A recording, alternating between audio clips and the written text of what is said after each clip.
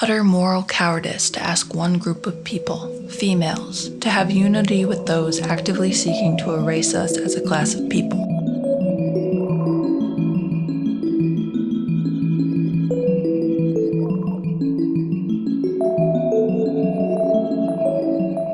Now, this video exists because last week's video took a bit of a life of its own, didn't it? Thank you so much if you came here through that video. In that video, what I tried to do was to explore the ways in which the new right actively recruits in pagan circles. And the example that I used for that was how Scarlet Imprint decided to go transphobic, misogynistic, and racist against Imane Khelif, the cis woman boxer playing that actually won gold at Paris 2024. But since that video was published, I kept thinking that question that actually is in the title has much bigger answer, and I wish I had gone into that. I hadn't planned on the title for that video, I just put it there when I uploaded it. And someone on Reddit made me notice, oh, you know, this title is a bit clickbaity, so of course I latched upon that. Although the issue there was that by saying that, they were denying that the issue was systemic. They were just saying, oh, you're reading a couple of posts, it's a couple of bad apples. It doesn't mean that the issue is systemic. It doesn't mean that these people are bad because they're pagans. But as we highlighted in the other video, no, there are a lot of overlaps. And today we're going to go more into the overlaps between white feminism, activism, unfortunately, that turns to trans-exclusionary radical feminism, and by now has gone down the alt-right pipeline. Now, you know I love me a good quote to start off, because examples really allow us to put all these principles into something precipitated into reality. And accidentally, this week, while I was researching more for this video, I realized that TERFs actively took things away from us, from the witchcraft community already. Personally, they took something away from me because I didn't know before. One of the witches and activists that I most look up to, Starhawk, has been beaten into submission and silence by TERFs. What do I mean by that? Well, in 2018, she published an essay named A Unified Movement for Gender Justice. And despite the fact that as a cis, white, Jewish woman, she was encouraging both TERFs and trans activists to work together in solidarity, the points that she made in this essay were half reasonable. The right to self-determination, the right to define for ourselves who we are and how we present ourselves in the world. The right of bodily sovereignty. Our human right to determine what happens to our bodies, to have our boundaries respected, and our bodily integrity inviolate, and to make our own choices. This right encompasses the right of a pregnant woman to choose whether or not to bear a child, the right of non-binary folks to redefine what gender means to them, and to choose how they live in the world, the right of those who need it to have access to birth control, or hormones, or surgery, the right to research that might inform decisions about medical interventions of all sorts, and the right to make those decisions for oneself, the right of all genders to be free from rape or harassment, and more. All of these are linked, and we need to stand in solidarity with one another to defend them. The right to be our own moral authority. Politics, media, and social media pressure us to stake out clear, simple positions and defend them vehemently. But many decisions are complex. Whether or not to have an abortion, whether or what type of medical intervention to seek. So many of the choices we make around issues of sex, gender, biology, and identity are actually very deeply personal and intimate, and don't always fall into easy sound bites. We have the basic human right to struggle with that complexity ourselves, to choose our own advisors, define our own guiding principles, and be the arbiters of our own conscience. The reasons that she was giving was, we should ally and always remember to respect these 3 points. The right to self-determination, the right to bodily sovereignty, and the right to be our own moral authority. Authority, Amelia. Authority. The irony is that, of course, all these points actually was basically telling TERFs, you don't get to decide, you don't get to tell anyone what you think they are. You believe what they tell you and you respect that. And TERFs do not understand anything about respect. So what happened after this essay was that TERFs in the comments ate Starhawk up alive. Starhawk, all people on Earth deserve equal rights. All people, with extremely few exceptions, are male or female. We are born being one or the other, and there are very few people who present with both sets of external and internal genital structures, and they are not transgender. Gender is something we have created to put people in rigid boxes. A man is not a woman because he feels it. You know in your heart, I am sure that this is not true. You have had a wonderful influence on women in your lifetime. Please don't ruin that by buying into a set of men's feelings. Only natural-born women truly are women. Please continue the respect you had for us in the past. This is very hurtful. Well said, and thank you. I'm experiencing disappointment and disbelief that Starhawk is supporting this most misogynistic of ideologies. Utter moral cowardice to ask one group of people, females, to have unity with those actively seeking to erase us as a class of people. Maybe Starhawk doesn't think she'll ever do serious incarceration time and be subjected to a male rapist in prison, or forced to seek refuge in a women's shelter only to be told that she must share a room with a male who claims to be female, so she can't actually have much empathy for those situations. She certainly will never be a female who loses a women's sporting event to a male, or be a 13-year-old lesbian coerced by her peers to declare that she's actually a boy and make preparations for breast removal surgery. But who cares? It's only females who suffer. This is uber-privileged pseudo-magnanimity from a known egotist, eager to throw women, especially poor women, under the bus. Very disappointing. Men cannot be women. That is the truth. The dares to tell the truth. Truth or dare, Starhawk? Meriwether, former priestess of Witch Hazel Coven in Ashland, Oregon. Now, Starhawks come from second-wave feminism, around the 60s and 70s, the hippie movement. And the audience that she still has, the entire reason why she has a job, basically, is because of this audience. So much as she's an activist, I kind of understand on a merely economical point of view why she had to step back when so many of her audience started to shout reverse oppression, basically. Pay attention to this, because this is something that the right does all the time. It's part of the alt-right playbook, which I'll link down in the description below. So any attack that they do on someone else, they claim it's because it's first been done on them. So in the comments, you read stuff about how can you ask us to reason and sit down with people that want to take away our very own right to be called women. They also claim that they are at the receiving end of violence from trans activists because of slogans such as Pancha Nazi or Pancha TERF.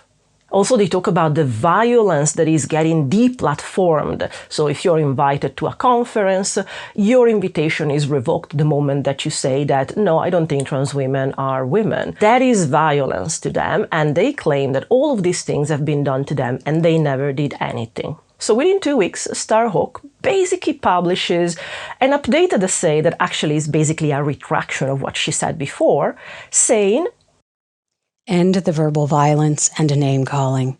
It's time to put away the I punch TERF signs, the imagery of violence against women, even when couched as performance art, as in the recent exhibit shown at the San Francisco Library. We need trans folks and their allies to speak out against such things, just as we need to retire the men in skirts meme and the imagery that dehumanizes trans folks. TERF, trans excluding radical feminist, might have started as a descriptive term, but it has become something else altogether. As for calling people Nazis, hey, there are real bona fide Aryan-loving Nazis out there, despite how 1930s that might seem. So let's reserve that word for them. Terms that dehumanize people encourage and justify violence against women and all gender non-conforming folks, and reinforce patriarchy." and in that essay, all she does is basically telling trans activists to take it and apologize. And in this, what surprised me the most was that Starhawk seems to have an understanding of intersectionality, even if it came after second-wave feminism. Second-wave feminism, again, 60s and 70s. Intersectionality is a concept that started in the 1980s, thanks to Kimberly Crenshaw, who is a black woman. Intersectionality is a lens, a prism for seeing the way in which various forms of inequality often operate together and exacerbate each other. We tend to talk about race inequality as separate from inequality based on gender, class, sexuality, or immigrant status. What's often missing is how some people are subject to all of these, and the experience is not just the sum of its parts. And intersectionality looks at every kind of issue, every kind of marginalization, as an imbalance of power. Within the system, there's a hierarchy of power, at the top of which there's the patriarchy, so white, cis, het, able men. And every other marginalization is in some way oppressed by a system that prioritizes cis, white, het, able men, not only through open attacks, but through the pervasive biases that are distributed through culture and society. That's also an interesting point. You will see that a lot of transphobes will claim that they are not transphobes. J.K. Rowling still claims to this day that she is not being transphobic. Their perception is, if I am not pinning you to a wall with a knife to your throat, I am not being violent to you, so I am not being transphobic, I am not being racist. As you can guess, when you consider the hierarchy of power from patriarchy downwards, cis, white, het, bi, or lesbian women are still very much high on the ladder. Trans people, especially if they then are trans people of color, if they are disabled trans people, if there are other marginalization added on to that, clearly are much, much lower in this ladder of power. So the fact that Starhawk calls basically for the oppressed to reason with the oppressor who holds more power, whether they want to admit their transphobia or not, they hold more power. It's not exactly in her style. And I know this for a fact because, being a Jewish woman, she still supports Palestine. What makes me question her support in general then for Palestine and for the oppressed is the idea that does she then do that only if they are taking and accepting their victimhood? In the sense that it makes me wonder, does she offer this kind of support and solidarity only if it's pity and not respect? And there's a bit of white saviorism in that, if that's the case. The term white savior is a critical description of a white person who is depicted as liberating, rescuing, or uplifting non-white people. It is critical in the sense that it describes a pattern in which people of color in economically underdeveloped nations that are majority non-white are denied agency and are seen as passive recipients of white benevolence. In short, you do not ask the victim to stop defending themselves, no matter how loud TERFs can say, no, we are the victim, because at the end of the day, you need to look at data and facts. And TERFs on their side claim that they're being deplatformed. They fear that something bad would happen to them if they shared a space with someone they deem a man, and because of that, they claim trans people are taking women-only spaces from women. But those are the things that they latch upon, and they claim victimhood because of those reasons. Well, to the opposing side, I will just say this. They claim oppression, they claim threats of violence through the Pancha TERF slogans, but on a practical matter, TERFs still don't need a TERFs Day of Remembrance. But on the contrary, every loss that there is in the trans community can be traced back to policies or to culture that is actively affected by people like J.K. Rowling speaking to millions of people calling trans people degenerates or non-existing or not worth of existence, and recognition and therefore respect. Or the fact that she directly donated huge amounts of money to lobbying groups to literally affect the laws and the government of this country. We had elections in July 2024, and as soon as Labour was elected, J.K. Rowling is a donor of Labour. She's a quintessential liberal, by the way, she's not a lefty. And she demanded a meeting with the government, with the new Labour government, to get reassurances about the gender issues, which in very simple terms, means I am giving you money. You need to show me that you will not give these transes any rights, because I say so, because I give you money. We are at the point where a billionaire who has decided to destroy her career in favor of her aid for trans people, for trans women specifically, can directly affect the legislation of a country like the UK. And TERFs claim that a banner saying punch a TERF is violence without ever acknowledging that the way that they have actively changed the culture of the UK in the last 5 or 6 years, to the point that the UK is now called TERF Island, and it has resulted in incredible losses for the trans community. Again, we have a Trans Day of Remembrance. That the oppressor, the people that are causing these losses, claim that the trans community are the ones violent enough to demand of Starhawk a retraction when she asked simply respect bodily autonomy, respect the right of self-determination, respect the fact that everybody has a right to their own morality about themselves.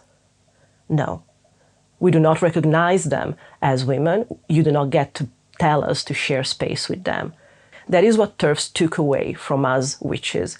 Starhawk, who has a lot of weight in the community, was pretty much a trans supporter until that happened and she had to do a U-turn. Also, when you're Starhawk, you're this lovely old lady that has seen so much but has no skin in the game. Maybe doesn't know directly trans people, maybe doesn't know the issues that are at play, and just hears so many women from her audience telling her, no, we are the victims here. We are the ones that are threatened with punches. We are the ones that are being deplatformed. And as Starhawk, you don't know any better. You don't verify these things and you just take at face value what your audience tells you. Of course, TERFs are making this sound as they are the victims. And if you are not involved, you don't know any better, and you give the benefit of the doubt and suddenly start to believe that these women in such positions of power, with such influential power, are the victims here. That's not the case. But that's what they say. And if you don't look into it, you'll believe it. And by the way, I'm not saying that Starhawk didn't have the mind to decide for herself, but I completely understand on a practical level, a woman of her age, this is her business, this is how she pays her bills. She has to think about that, and she decided, this is my audience, it's easier for me to give in and to keep myself safe than to actually stand up for trans people. So this is what happened. Why are so many TERFs part of the community at all, though? What was so familiar and interesting to them that since actually the 60s and 70s and the 80s, when first TERFs started to be around, why were they so attracted and thinking that going into a certain kind of the witchcraft community, wicca, reclamation, would have been good for them? My worry is that it comes from the Maiden Mother Crone archetype, which, much like we saw for the New Right in pagan circles with stuff like ecology, it can be weaponized and become a bioessentialist talking point. Bioessentialism is the belief that people's most important characteristics are controlled by biology and cannot change, particularly the belief that some groups of people are naturally less good than others because of this. It can also be considered the belief that gender is controlled by a person's body being male or female and cannot change. So I made a specific video about the Maiden Mother Crone, but in short, it's not such an old archetype as we are led to believe.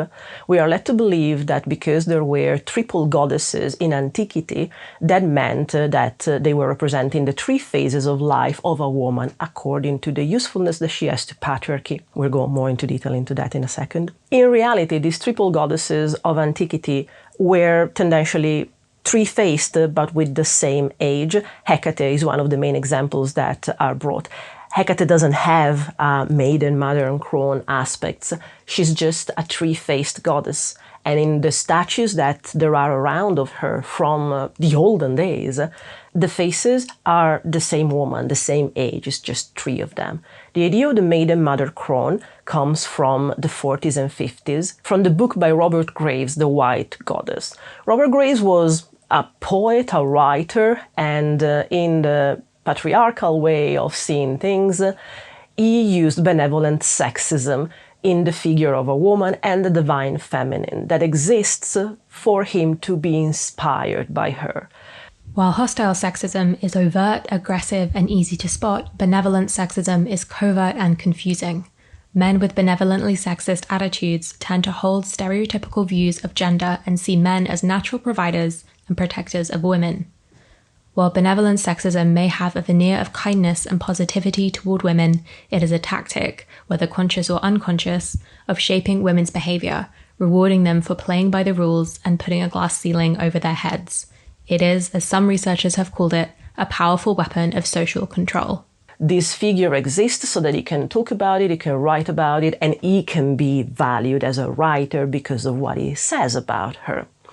And the split in Maiden Mother Crone is very obviously about the way in which women are seen as useful by society. So the maiden is this young and fresh woman that is to be coveted and then married so that she becomes the mother to propagate the species, and that's when she gets the most respect from the community because she has done something of value for the species. When she stops being able to have children, she turns into a crone.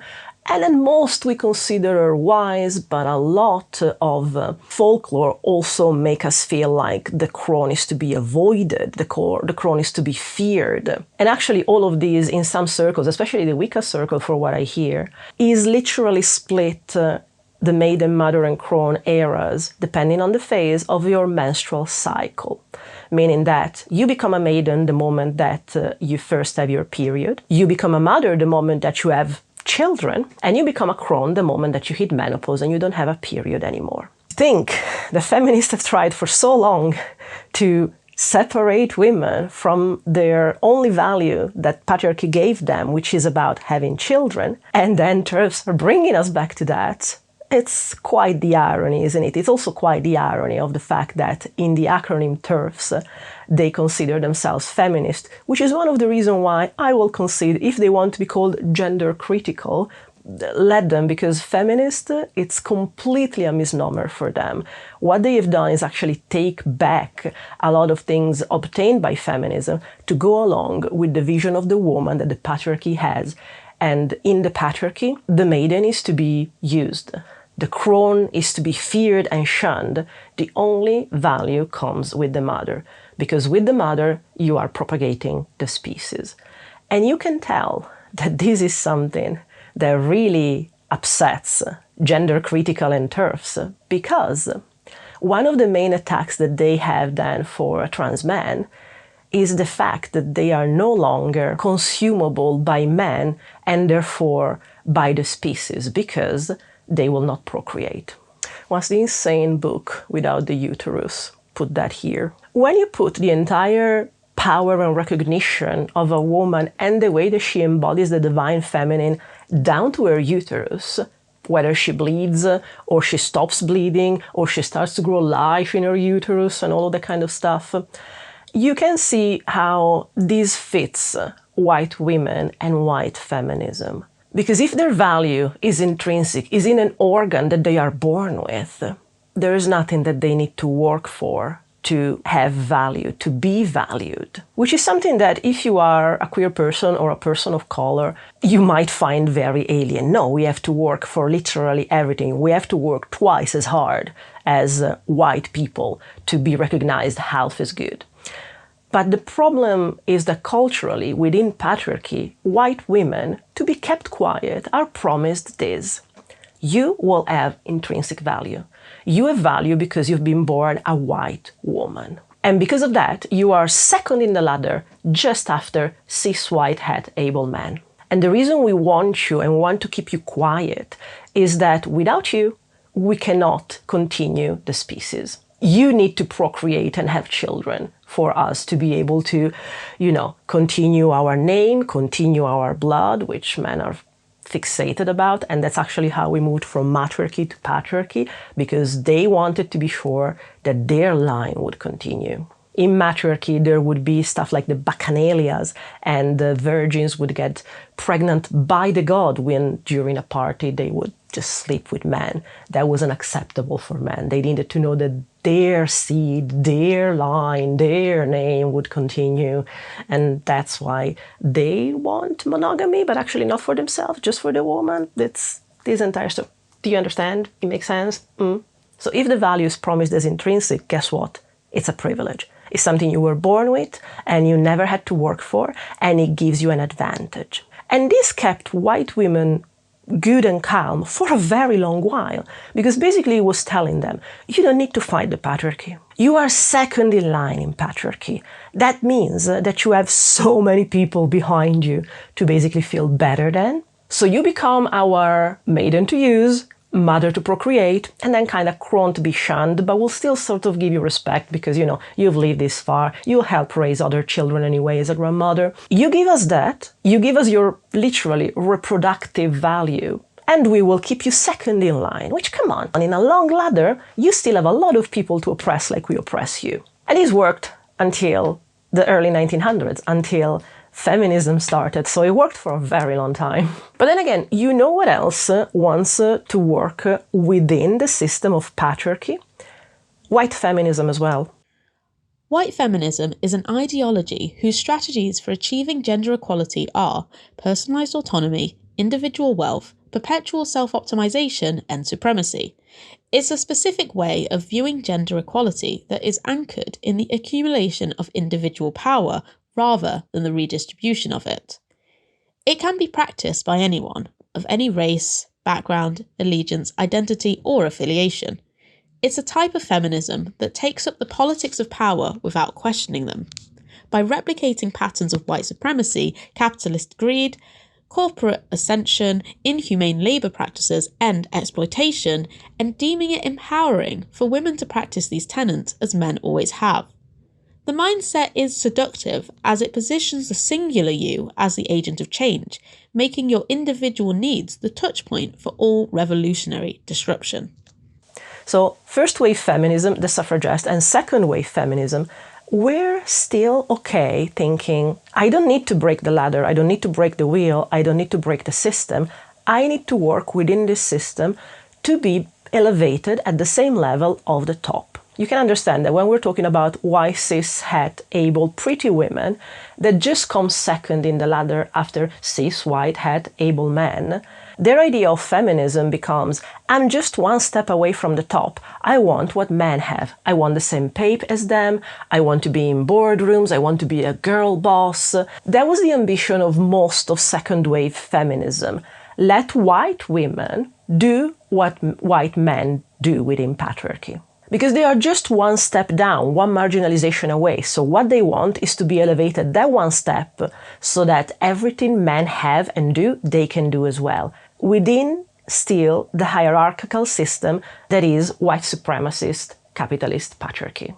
And in that sense, they do not understand equity as opposed to equality, because they don't conceive any issue that comes from any other marginalization beyond just being a woman instead of a white man, to be part of the issues of feminism. Equality and equity are two strategies that are often used in an attempt to produce fairness, but the desired outcomes for the two are very different. Equality suggests that everyone is at a particular starting point and should be treated the same. It seeks to promote fairness, but it can only work if everyone starts from the same place and needs the same level of support. Equity, by way of contrast, aims to give everyone what they need to be successful. It focuses on equality of outcomes. This involves taking into account structures which might put particular groups at a disadvantage. Equality aims to promote fairness, but it can only work if everyone starts from the same place and needs the same aid. Equity, on the face of it, appears unfair, but it actively moves everyone closer to success by leveling the playing field. It is important to recognize that not everyone starts at the same place, and not everyone has the same needs. For example, a classroom made up of students with different learning styles. The point of equity instead of equality is to understand that for everybody to be on the same level, they require different adjustment. They require different kind of help. Because white women just need the recognition of, oh, as women, we can do what men do, we deserve what men deserve. They do not understand that there are other people that are not white, cis, het, able, a certain kind of wealthy. And so all the issues that come from these other marginalizations, and therefore they don't understand that it has to do still with feminism because it doesn't have to do with them. Because admittedly, white, cis, het, able, pretty, kind of wealthy women are already very privileged. And they think that feminism is just about them. Hence, white feminism. White bourgeois feminism, which is unfortunately the most represented feminism today, and most people think of that as feminism. But that ignores the fact that huge numbers of organic and academic intellectuals who are women of color have transformed the very nature of feminism.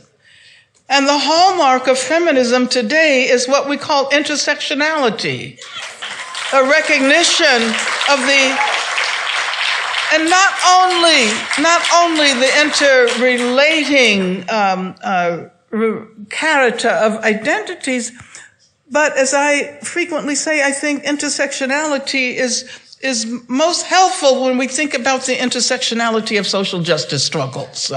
By the way, it doesn't take being white to be a white feminist. It's just the complete disregard for anyone that has any other kind of marginalization and that wants anything different than just climbing the ladder rather than breaking the ladder. We'll get to breaking the ladder in a second. And because it still wants to function within patriarchal capitalistic rules, white feminism is very wrongly focused on the individual.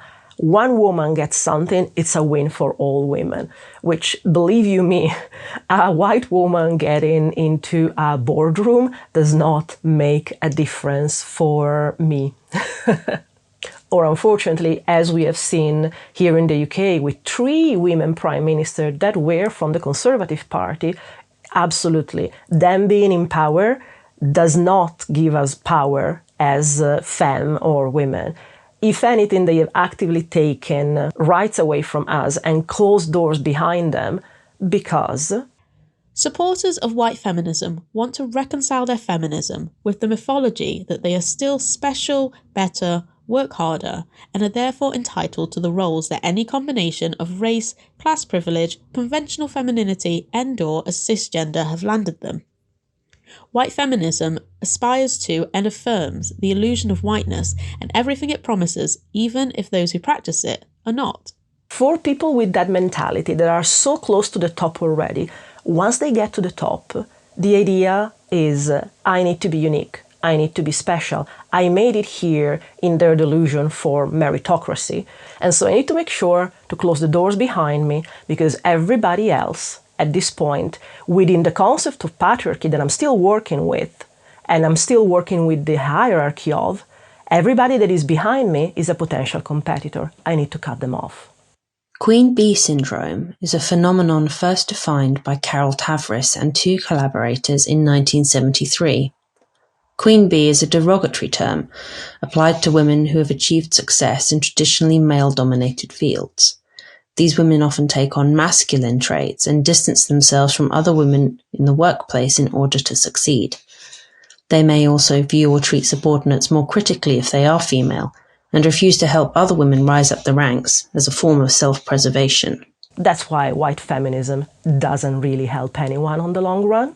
And this is also why it's actually a very easy and open pipeline to go from TERFs to right-wing ideals, because if your value is intrinsic, is in the womb, and you will get respected the moment that you get married to a man and you give him children. And so there's this concept, I don't know if you have seen it around, when women become mothers, a lot of them start to grow this entitlement that now I deserve respect from society just because I popped out a child. And that is exactly that kind of mentality. I am now entitled to respect because I have fulfilled what patriarchy asked of me. I've made a child. And I would actually argue and question that the idea that is so pervasive that the point of a woman, one becomes a woman the moment that they have a child, is literally what has been fed to us by the patriarchy, because it's the one thing that they need women for. And if you play within those rules, you think that becoming a mother will give you that respect that you never had before as a maiden. You will very hardly still keep when you're a crone. So this is your moment to shine. Why? Because your womb worked. And you can see where this mindset is very easily taken to its logical conclusion. If your value is just based on an organ, and that organ is supposed to mean womanhood, now that queer people can adopt children, now that trans women are recognized as women, suddenly your value, because it was a privilege, feels like it's taken away from you. No, I was the only one that was supposed to be respected in this way. Who are these transes, these queers that are taking what is rightfully mine, what I was promised since the moment that I was born as a white girl? This would have been my value. How come now I have to share it? As the culture evolves, people who benefited from the old ways invariably see themselves as victims of change. The world used to fit them like a glove, but it no longer does. Increasingly, they find themselves in unfamiliar situations that feel unfair or even unsafe. Their concerns used to take centre stage, but now they must compete with the formerly invisible concerns of others. To the privileged, equality feels like oppression. That's the mentality, by the way, of right-wing women. So let's look very briefly at the history of TERFs, trans-exclusionary radical feminists, because it has now become something that wasn't at the beginning. At the beginning, they were mostly laughed and ridiculed around the 80s because their existence was just there to basically keep trans women away from lesbian folk festivals. This is important because folk festival sounds very much like the kind of thing that us in the pagan and witchcraft community would be interested in, wouldn't it? And as we saw in the previous video, one of the talking points of the new right to recruit within pagan circles is about ecology that becomes ecofascism. The original TERFs hailed from a specific strain of trans-hostile radical feminism. Their political battles were focused on things like condemning strap-ons as a symbol of male dominance or keeping trans women out of lesbian folk festivals. They were widely mocked, highly unpopular, and, even at their peak in the 1980s, exercised almost no political power. In the mid-2010s, a small group of activists with fascist sympathies, most of them hailing from the environmentalist group Deep Green Resistance, DGR, infiltrated the older movement and dragged it to the right. DGR members were ecofascists.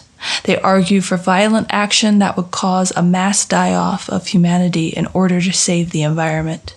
They initially recruited from anarchist and environmental groups.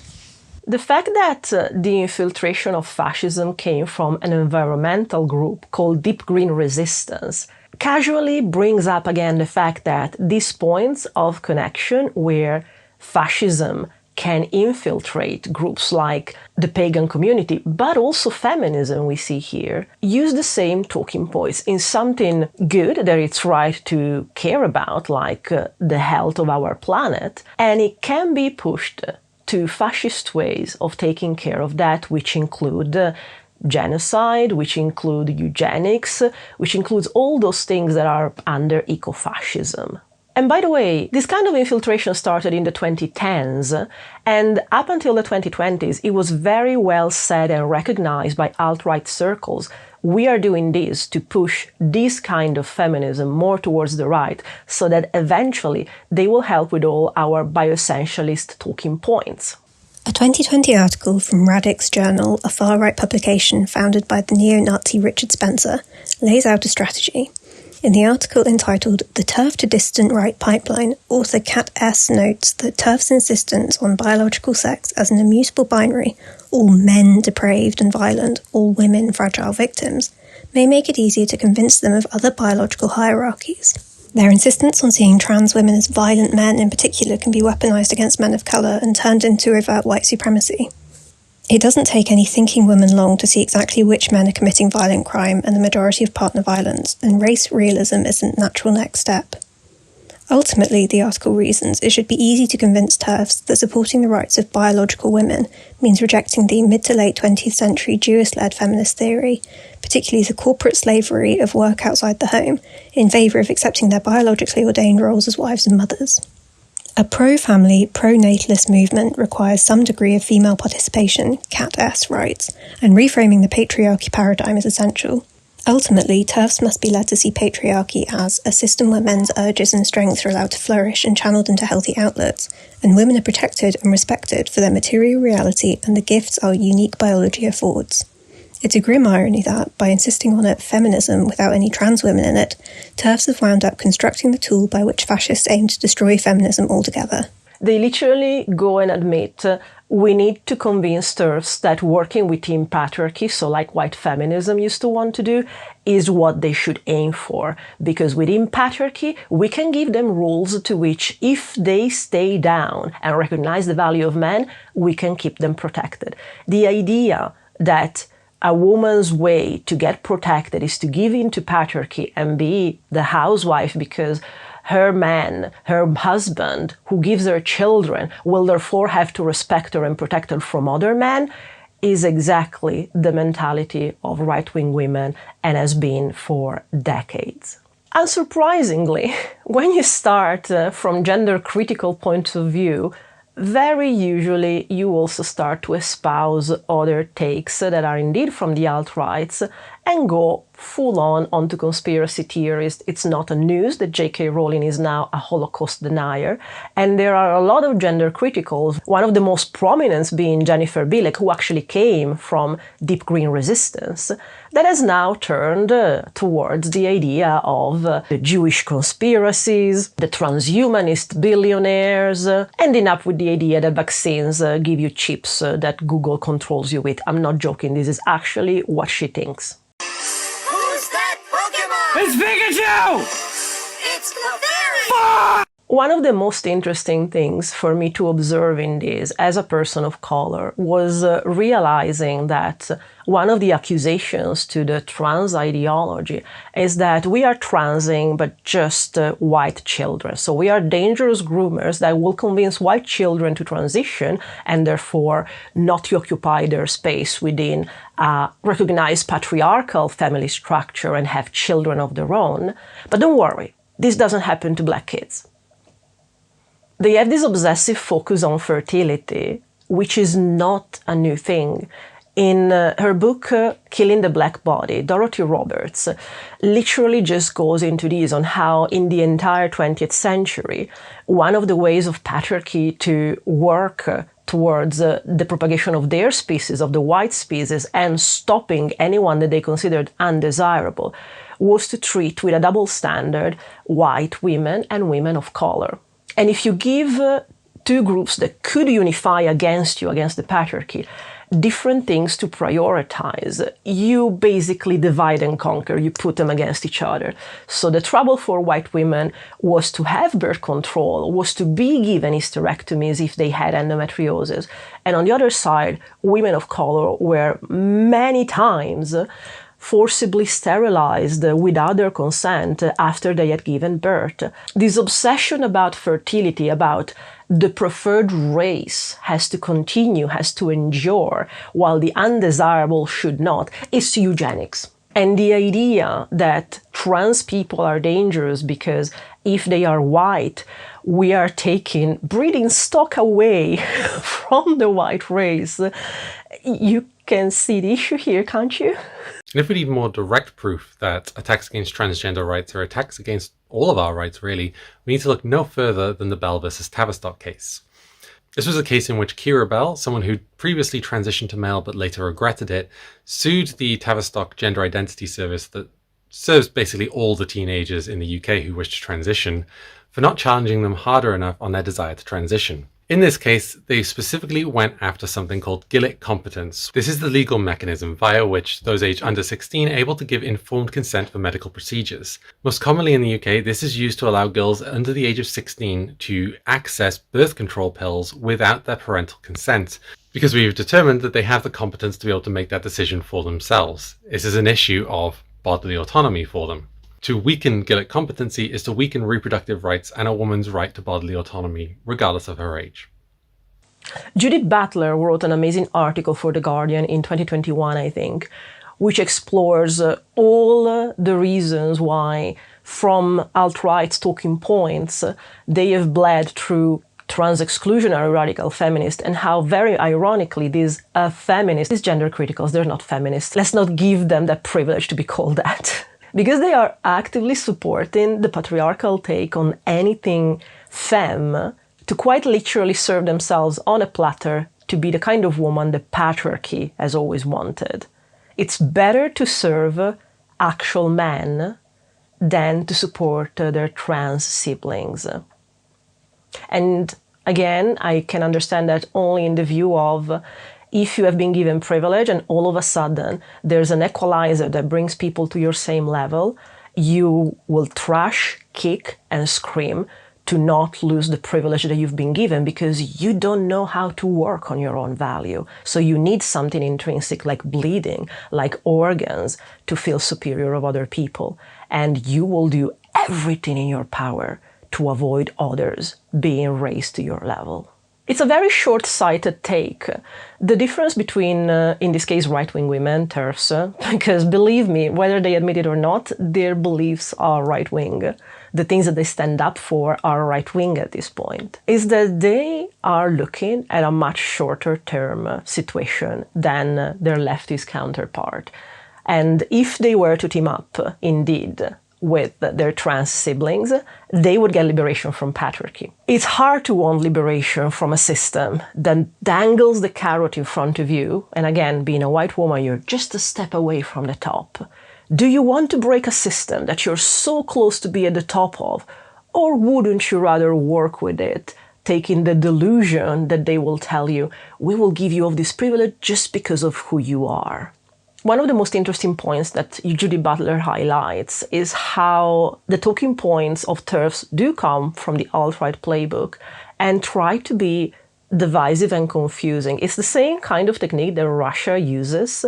One of the reasons Russia is so against LGBT rights is because the West, the civilized West, enormous air quotes, are trying to use them and pinkwash them as sort of an equalizer. Russia knows that how you destabilize culture and places is by dividing, because dividing gives you confusion. If you're both pro and anti something at the same time, there's just this short circuit that is the foundation of most cognitive dissonance.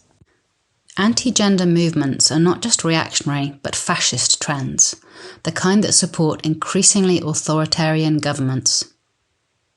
The inconsistency of their arguments and their equal opportunity approach to rhetorical strategies of the left and right produce a confusing discourse for some, a compelling one for others. But they are typical of fascist movements that twist rationality to suit hyper-nationalist aims. The anti-gender movement is not a conservative position with a clear set of principles. No, as a fascist trend, it mobilises a range of rhetorical strategies from across the political spectrum to maximise the fear of infiltration and destruction that comes from a diverse set of economic and social forces. It does not strive for consistency, for its incoherence is part of its power. It is a reactionary incitement, an incendiary bundle of contradictory and incoherent claims and accusations. They feast off the very instability they promise to contain, and their own discourse only delivers more chaos. Through a spate of inconsistent and hyperbolic claims, they concoct a world of multiple imminent threats to make the case for authoritarian rule and censorship. In the imaginary of the anti-gender ideology advocates, gender is like an unwanted migrant, an incoming stain, but also, at the same time, a colonizer or totalitarian who must be thrown off. It mixes right and left discourses at will. They're coming and they're infiltrating our culture, and they are these low lives. But at the same time, they also come here as the colonizer with their ideas, transgendering our kids. So at the same time, they are these small, insignificant things that needs to be pushed back, but also this huge corporate elite of transhumanists that want to trans everyone. Which one is it? And most of their talking points bring those opposite takes, because the entire point is confusion.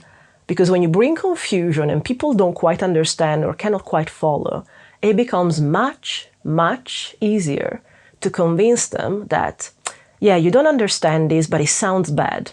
You know what you need to do? You need to give me, the government, the fascist government, power so that I can take care of this for you. Stoked by fears of infrastructural collapse, anti-migrant anger, and, in Europe, the fear of losing the sanctity of the heteronormative family, national identity, and white supremacy, many insist the destructive forces of gender, post-colonial studies, and critical race theory are to blame. When gender is thus figured as a foreign invasion, these groups clearly reveal that they are in the business of nation building. The nation for which they are fighting is built upon white supremacy, the heteronormative family, and a resistance to all critical questioning of norms that have clearly restricted the freedoms and imperiled the lives of so many people.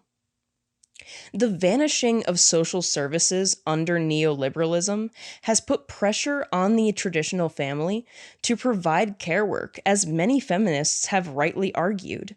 In turn, the fortification of patriarchal norms within the family and the state has become, for some, imperative in the face of decimated social services, unpayable debt, and lost income. It is against this background of anxiety and fear that gender is portrayed as a destructive force, a foreign influence infiltrating the body politic and destabilizing the traditional family. That's how fascism rises, and that's exactly why the right has infiltrated TERFs for the last 15 years. And it's working spectacularly. Thank you, TERFs. You are doing the patriarchy's dirty job for them. And ironically, as one of the many things you do, you are doing this, and you are also claiming instead that the ones upholding male values are trans people who are both, in the case of trans men, trans women, and also non-binary people, actually trying to break down the patriarchy system. You are literally upholding it, but you're saying that what you're doing, we are doing. And not only TERFs never argue in good faith, they argue in a way that comes from directly the alt-right playbook, which again is linked down in the description below. You will see it in the comments of my previous video. They start to adding up details that you would need time to verify. And when you hear a thing in such detail, you instinctively believe, well, if there is so much detail, it must be true. There isn't, but they pile it up and up and up. And because it takes time to verify it, and they always fight for the audience, not with the person, they genuinely hope that if they pile up enough fake details, the amount of details will make it sound true. It is all part of the way that they argue in bad faith. You are literally allowing and promoting fascist ideas of keeping women down, because that way you've been promised that at least as women you will be second in line to men. We want to break the cycle, we want to break down the system, because you are so privileged still within that system, you're okay serving the patriarchy as long as it means not sharing your power. You know how I always say, in the world, I think that there are just two kinds of people.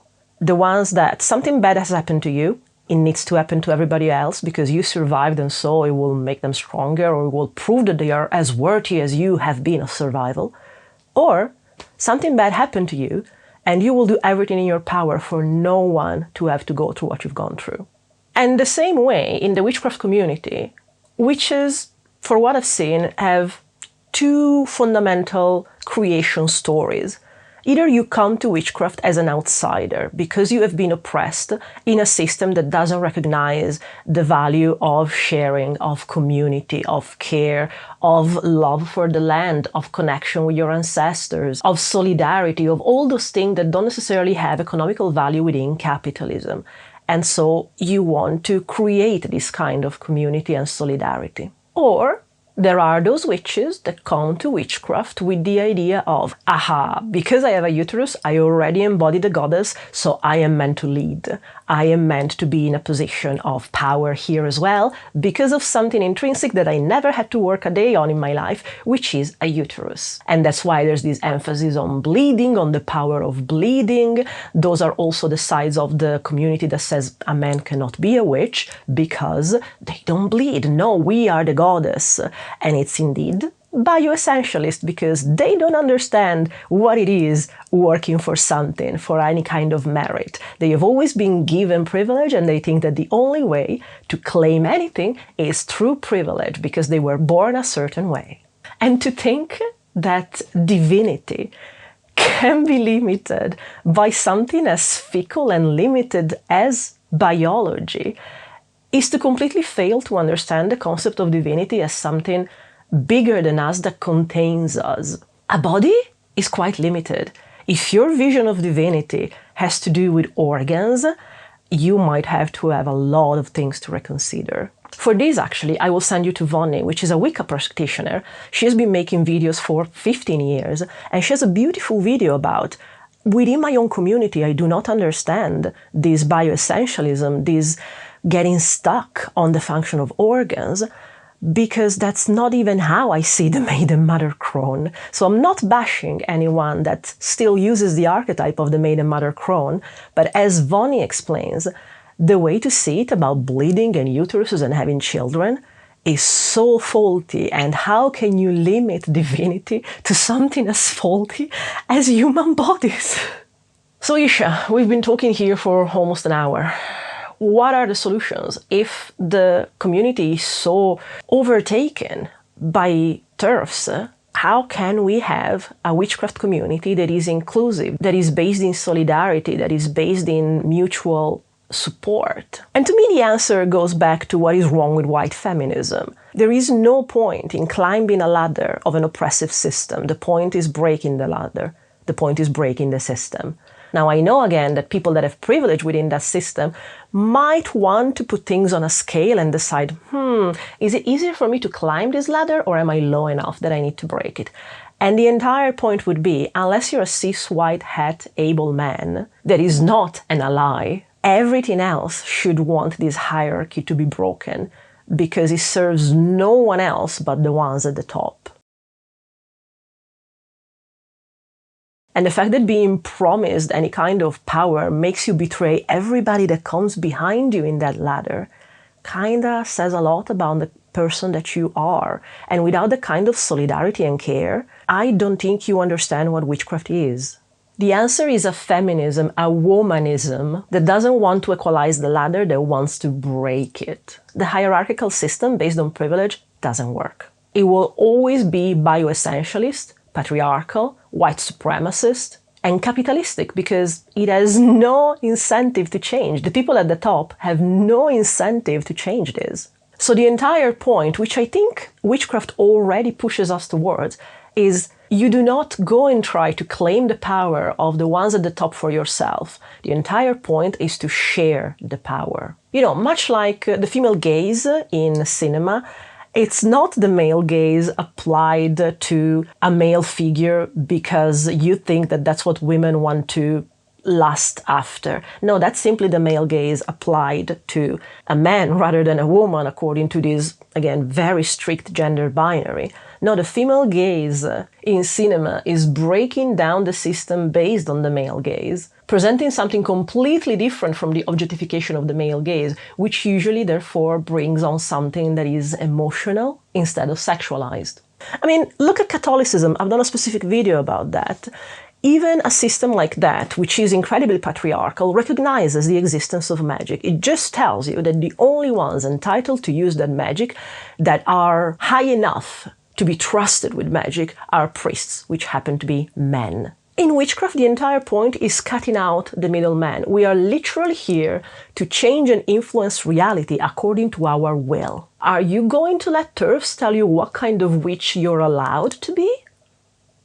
And until the next time, I really hope that you can agree we need to hex the cis, het, able patriarchy together, because there's a lot of need for it, and it worsens your life, whoever you are.